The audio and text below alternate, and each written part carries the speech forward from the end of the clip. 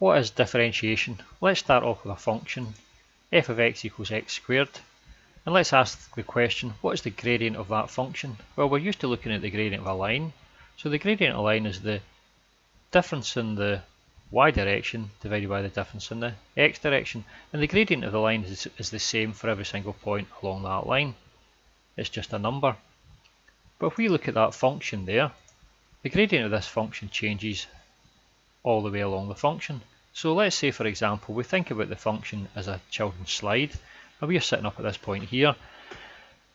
It's a large gradient at that point there, it's steep, and you start to slide down, and when you further down you get, the slide gets shallower and shallower until eventually the gradient gets smaller and smaller until it gets to 0, and at 0 you come to a stop.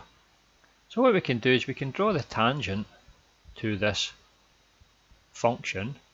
So this is the tangent to the function. Now the tangent is a special line.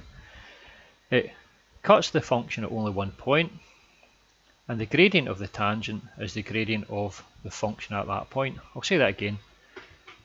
The tangent cuts the function at only one point, and the gradient of the tangent is the gradient of the function at that point.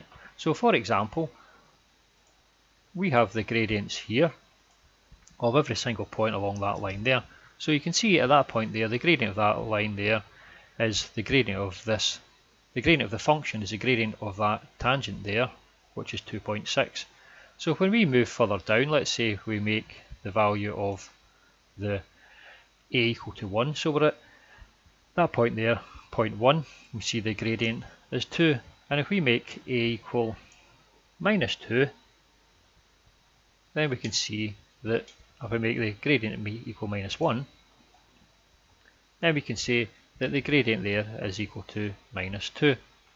So that means that we can come up with a nice idea. We can say, well, let's draw out a whole new function, and let that whole new function represent the gradient of the original red function.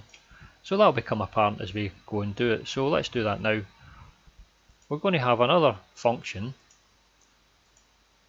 here, which is in the orange dashed lines. So let's start at the beginning here, and I'll raise this up so you can see it coming up through. So the function, which is the orange dashed lines, represents the gradient of the red function. So for example, when the red function is equal to minus 1, so we're at minus 1 here, we see the gradient is equal to minus 2. So we plot that minus 2 point down here. So at minus 1, instead of going to that point there, 1, we go to the point which is represents the gradient, which is minus 2. So that's that point there. So we map that point off, and then we continue doing that all the way along the function. So for example, when we get to a point 0, the gradient is actually equal to 0, so we note that point 0. And the same goes if we go to point 1, then the gradient of that function there is 2, and we at point 1 there, we make a little mark at 2. This new function here is called the derivative of the original red function, and the process of finding this new function is called differentiation. So let's look at one other function here. Let's say we had, instead of x squared, we had x cubed, and we could run through the same process.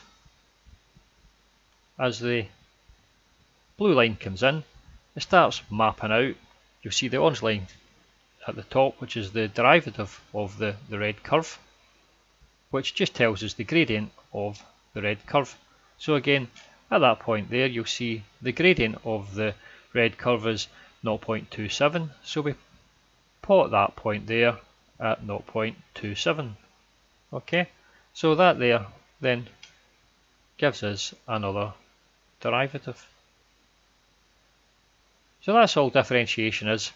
All we're doing is we're finding another curve, and the values in the other curve tell us what the gradient is on the original curve. Now, The next video we're going to go in and we're going to have a wee look, again using the graphical calculator. We're going to work out how we can actually work out the equation of this new function, because we haven't worked out any equation of the new function. All we have is this x cubed. We don't know what this new function actually is called, so we'll get that in the next video. Thanks for listening, and if you enjoyed these videos then don't forget to subscribe or leave a comment. Okay, goodbye.